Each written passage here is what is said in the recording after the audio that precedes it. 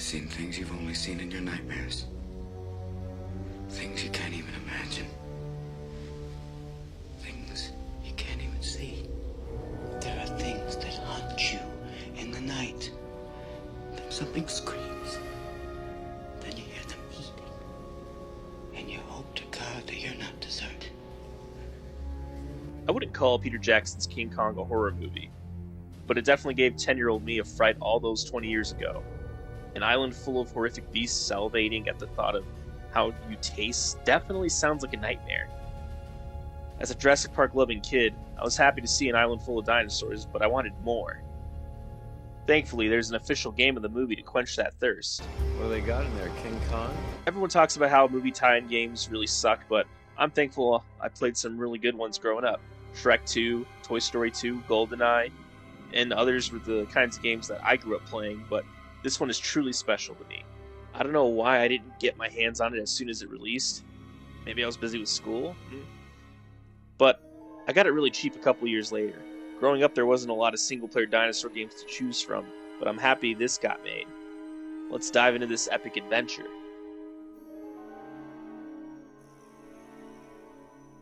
Normally I lament about games straying from the source material. I'll definitely give this game a pass for skipping past the opening New York portion. Imagine forcing players to play a tutorial in the Big Apple. No, an opening cutscene showing Carl Denham charter the expedition to Skull Island will suffice.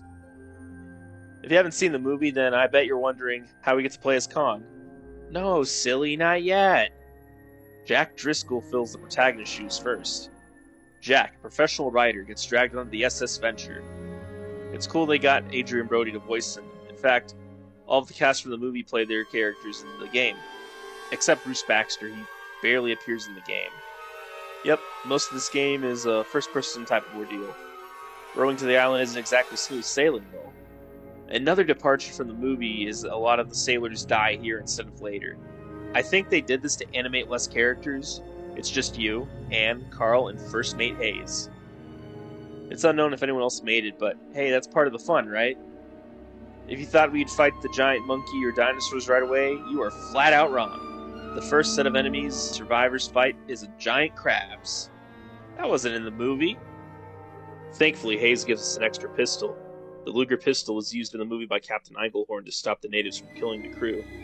Here, though, we're using it for the crab battle. Crab battle! I bet you noticed something funny with this game. As clearly seen with your own eyes, there is no HUD. Health is regenerative like in Call of Duty.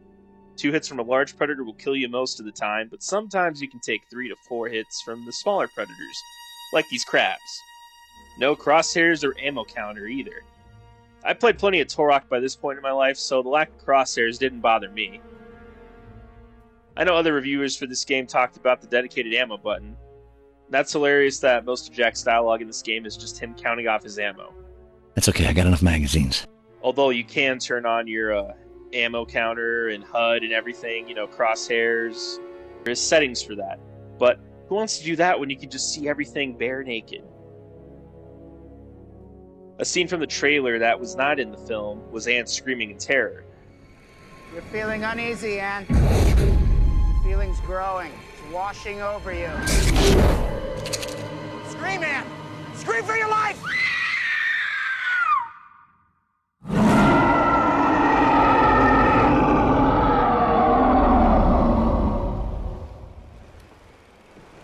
We actually get to see that here, but wait, there's more. Action! Scream, Anne! Scream for your life!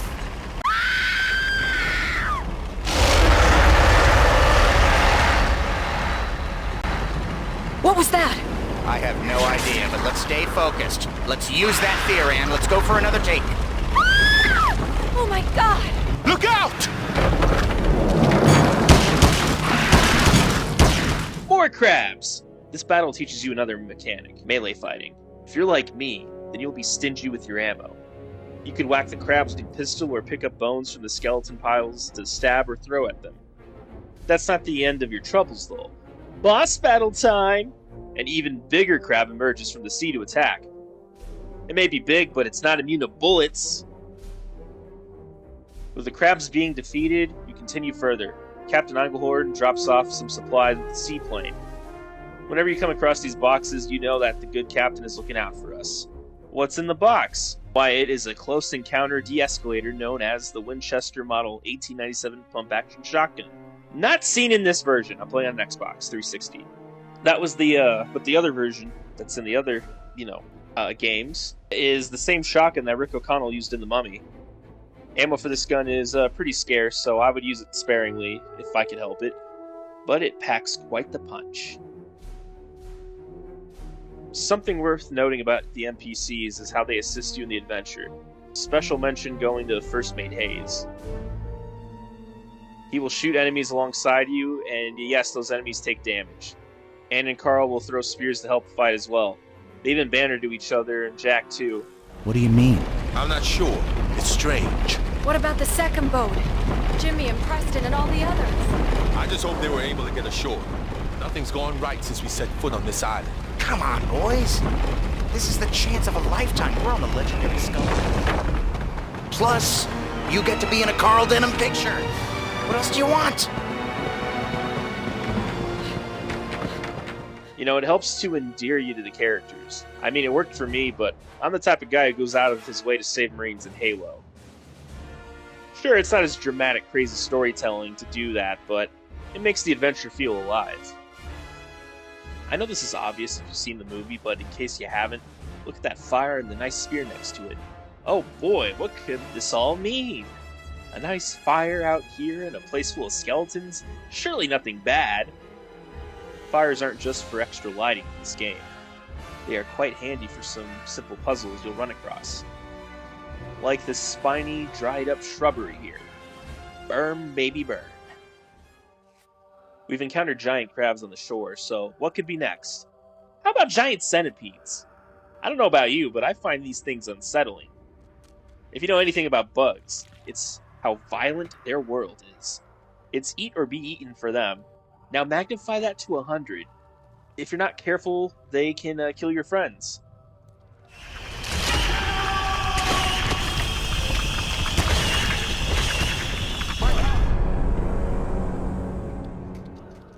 Like I mentioned, how ammo is scarce, I'm not wasting it on these giant bugs if I can help it. Thankfully, the game's quite generous with its spears. Pick up, throw, and repeat. There are two kinds to use. An actual spear adorned with some type of plumage, and just straight up bones you used at the beach. Careful, they break. If giant arthropods aren't to your liking, then perhaps the giant bats will tickle your fear receptors. They're not as hard to deal with, but boy, they are freaky looking. Just look at that. Just look at them. Speaking of freaky, if multiple species are in an area and you kill one of them, the others will go out of their way to try to eat the dead one. Useful for getaways or getting the drop on enemies. This mechanic ties into the puzzles. See those spiders? You can't kill them for some reason, but if you throw a grub, they will swarm to it and boom, the path's cleared. It's nice that not everything will try to kill you on the island. Like these little grubs. Giant scorpions? Kill it with fire. I love that you can light the tip of the spears on fire. It gives the spear extra damage, and, like I said, it clears that thorny jungle growth. Earlier we had to split up from Hayes and Carl because of the bridge breaking, but now we meet up with them again. Hayes has something for us. The Mauser Guerrero, I don't know how to pronounce that, 1898 sniper rifle is probably the most practical gun in the game. It's got decent stopping power, range, and you can find a decent amount of ammo for it. Those Germans really know how to make guns, am I right? I'm still going to hoard ammo as much as possible, and only use melee or spears to fight the majority of enemies. Sorry, not sorry. One of the times you can't use your gun is when you jump into deep water. Convenient for the natives of Skull Island to just capture us like that. Oh, another difference from the movie.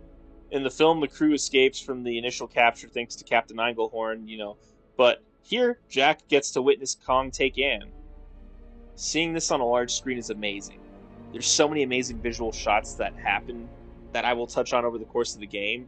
It's a truly cinematic experience. Carl shows up to rescue Jack, then they both run from the natives throwing fire spears. Giant bugs and bats were bad enough, but now that our heroes, are venturing into the jungles of Skull Island, they encounter what I've been truly craving to fight: dinosaurs. The first dinosaurs we fight are the Venatosaurus. It's a giant raptor. It's even got the sickle claws. Although not completely new to dinosaur fans prior to 1993, Dromaeosaurs would shoot up in popularity thanks to Jurassic Park's Velociraptors. If dinosaurs were involved and it's not just a T-Rex, then you gotta add some raptors into the mix. I'll refer to the Venatosauruses as raptors from this point on, because that name is a mouthful, and let's be honest, that's what they are. I do love that they differ from the traditional raptor designs that we would see from most properties. For one, they are bigger. Their size is comparable to Utah raptors, and let me tell you, those guys make Jurassic Park raptors look like 6-foot turkeys. Their vocalizations are different too, but still retain the bird-like quality. Don't underestimate their speed just because they're big. They will turn you into their lunch if you're not quick on your feet.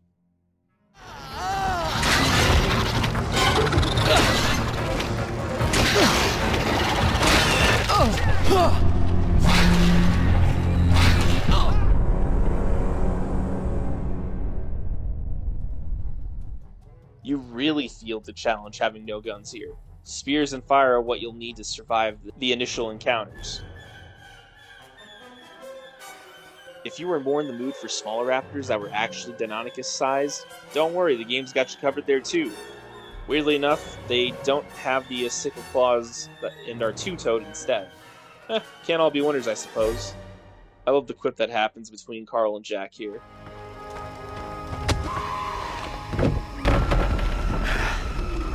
I thought these things were supposed to be extinct. Well, they are now. Seeing this little campfire area will signal the end of the level. This isn't a long game, but if you need a break, then this is the perfect spot to stop playing.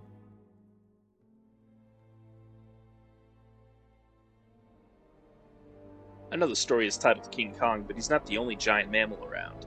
An even bigger queen bat decides that the movie director should get an inside scoop of its digestive tract. Second boss battle of the game. This fight is definitely more annoying than the giant crab battle. I have to give Peter Jackson credit for not going the traditional route of using a pterosaur. This, along with the vastly different dinosaur designs, gives the game quite the unique flavor. Oh, Carl, you nearly get eaten by a pack of flying rats and you're thinking of aerial footage? I do have to say that he does make a good quip on Jack's skills with writing and dinosaur killing. I honestly don't know how general audiences view Carl Denham, but I think Jack Black played him phenomenally. He's someone who's passionate about his craft, but his short-sightedness gets people killed. It's been years since I've seen the original, so I can't use his characterization, but the 05 version reminds me a lot of John Hammond. He wants to show something real to the audience. Anyways, you meet back up with Hayes, and look there, he's got a Tommy gun. The M1928 Thompson submachine gun. Not really practical to use on a dinosaur island, but who cares, baby? We're gonna fight these overgrown lizards in style. I just didn't count on having to come face to face with the big boss of dinos, the Vastosaurus Rex. Time to make use of the 50-round drum mag. The V-Rex is a descendant of the mighty Tyrannosaurus Rex, and looks way meaner, honestly. If you couldn't already tell, you can't kill it. How do you fight it, then? Distract him with food to give Carl and Hayes time to open the door. If you don't, then they're Dino Chow.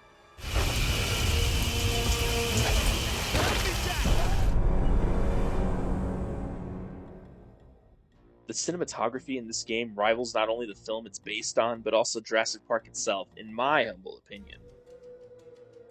This scene might have been inspired by the waterfall scene in the Lost World Jurassic Park, but it feels even more edge-of-your-seat suspense. Just look at how the V-Rex peers into us at the cave. This thing is a killing machine that cannot be stopped by us. Thankfully, it decides to leave for some weird reason. Oh boy, I wonder why this giant monster would suddenly leave. You know the answer, and I know the answer, but it's the dramatic irony that these characters don't. So let's enjoy the ride, shall we? Monkey. Jack gets separated again, chasing after Anne. That's going to be a common trend. This upstream battle leads into one of the coolest character transitions I've seen. Yep, the titular King Kong! As Jack Driscoll, you've been playing a first-person survival horror adventure game. As Kong, you're now playing a third-person action beat-em-up. It's not just playing as the big monkey that's appealing, but you truly get a sense of scale to the ruins of the island, all the while chasing the giant bat that took Anne. Health works similar to Jack, but you can take way more hits. The thing is, once you start seeing red, you can force yourself to get better. By pressing the Y button repeatedly, Kong will beat his chest that not only puts him in ranged mode, but also heals you. Okay, time to make that bat a rat. Let me talk about these camera angles. Delicious. I mean, look at that, and that! And don't even get me started on this shot of Anne running away with the raptors on her heels. I remember not really caring about these segments as a kid, but now that I'm an adult, I can say I really like them. To go from scared average-sized man surviving to overgrown ape wrecking the island's ecosystem is quite the contrast. Well, back to surviving as Jack. The scenes of the Brontosaurus running through the canyon is changed a bit here. It's a mere scenic stroll to gaze upon them in wonder. For now. Not quite the Jurassic Park Brachiosaur nostalgia, but still nice.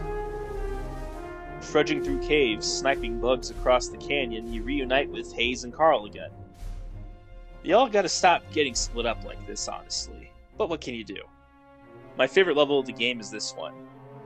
You need to get fire from further down in the canyon while Brontos are stomping across, their merry way. And if you're worried about being stepped on, good news.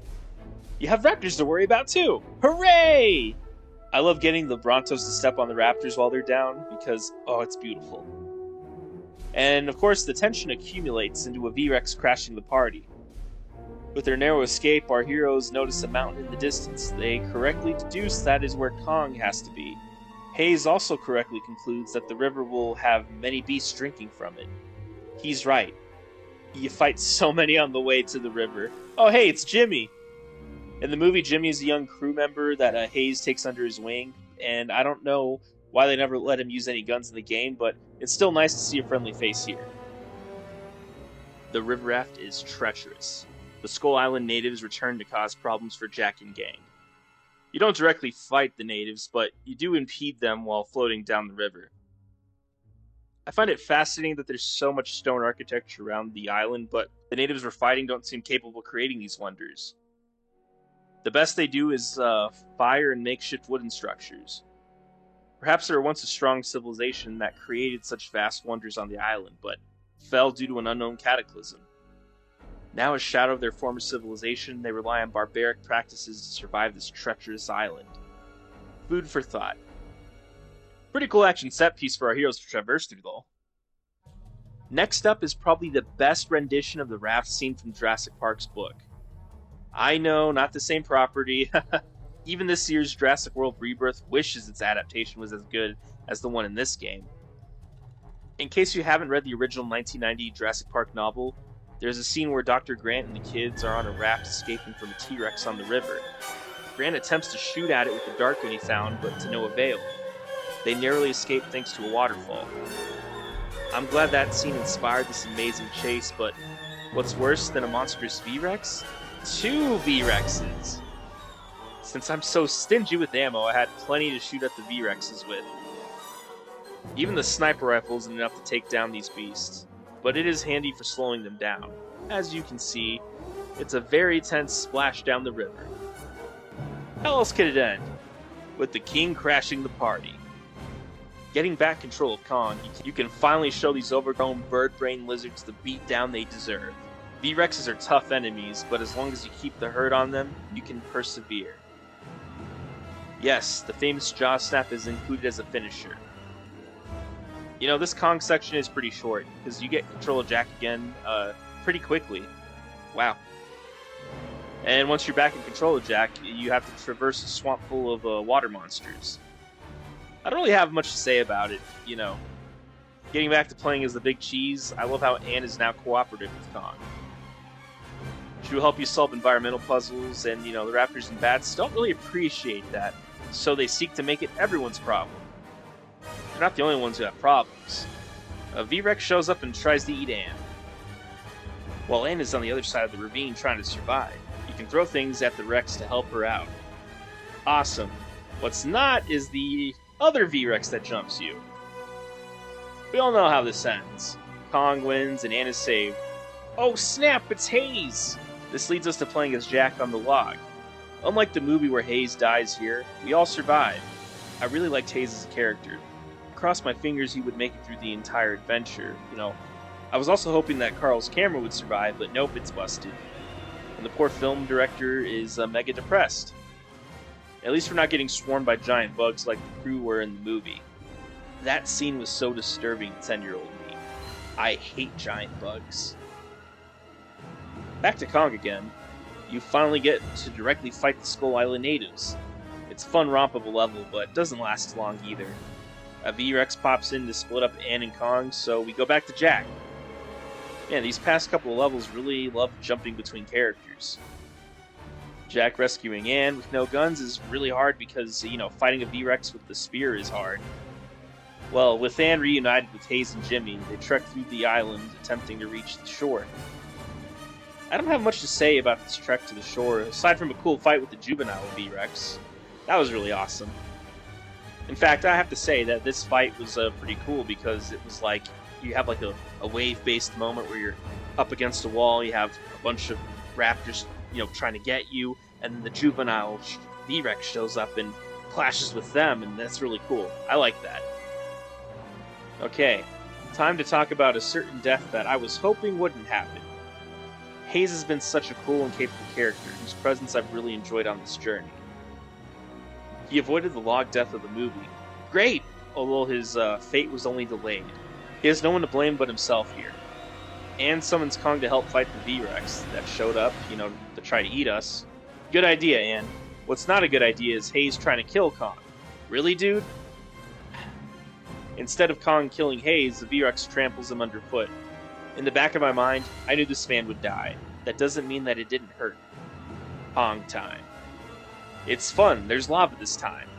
These video games always have to have lava.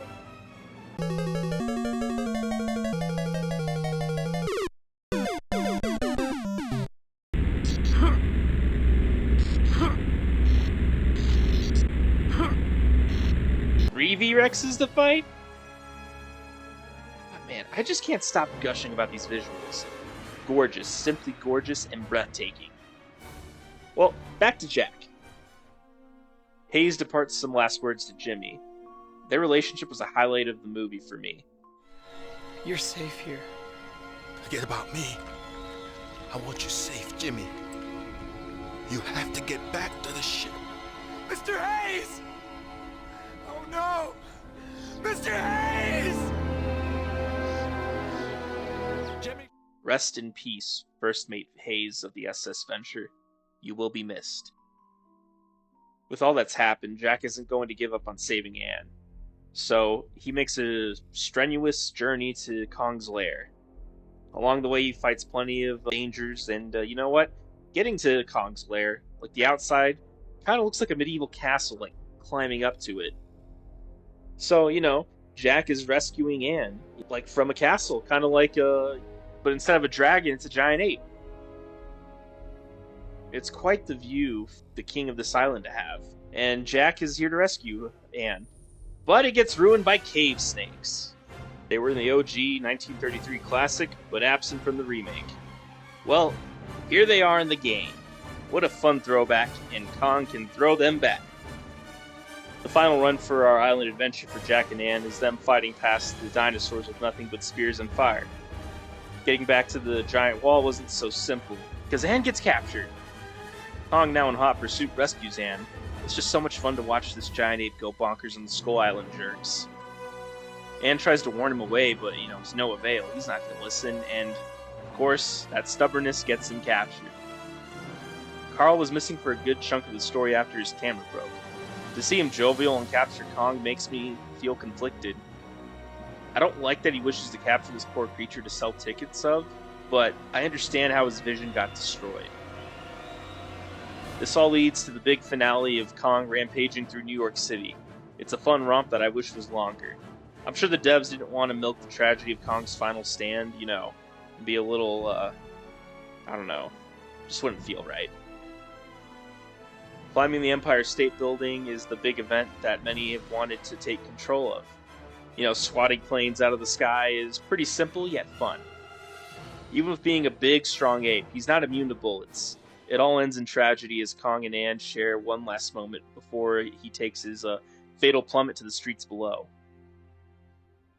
Seeing early 360 graphics Jack Black give the famous line kind of kills the moment for me a bit, but I mean, it's still tragic. Not a very long game, but it was quite the journey. We've been through a lot playing as Jack Driscoll and King Kong, haven't we? Wait, hold on a second. There's more! While nothing revolutionary, this game does offer some replayability. There's unlockable content you can get by replaying the levels. In these levels, you have to minimize spears used, times injured, bullets used, etc. Securing enough points will net you rewards that I mentioned before. Most of it's artwork from Weta Studios or game models frozen like statues that you can admire in a cavern museum. There's two really cool unlockables though. One flips the camera and thus the world in the game. As you can see, that's really cool. It's kind of like playing a whole new map. I didn't do this as a kid because I didn't like the gun being in the left hand, but I got over it now. You know, I don't care anymore. The other camera option makes everything look like an old 1930s motion picture. Quite fitting if I do say so myself. Going back to replaying levels, you can't use cheat codes if you want to earn points. Oh yeah, that's right, let me talk about my favorite part of this game. Cheat codes seem like a lost art 20 years later, but back in the day they were all the rage.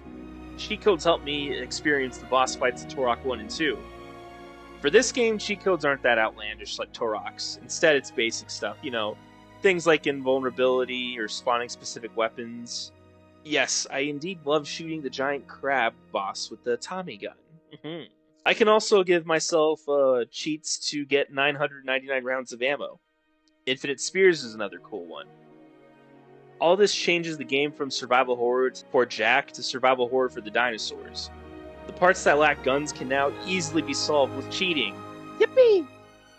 Okay, so what do you need? Besides a miracle. Guns. Lots of guns.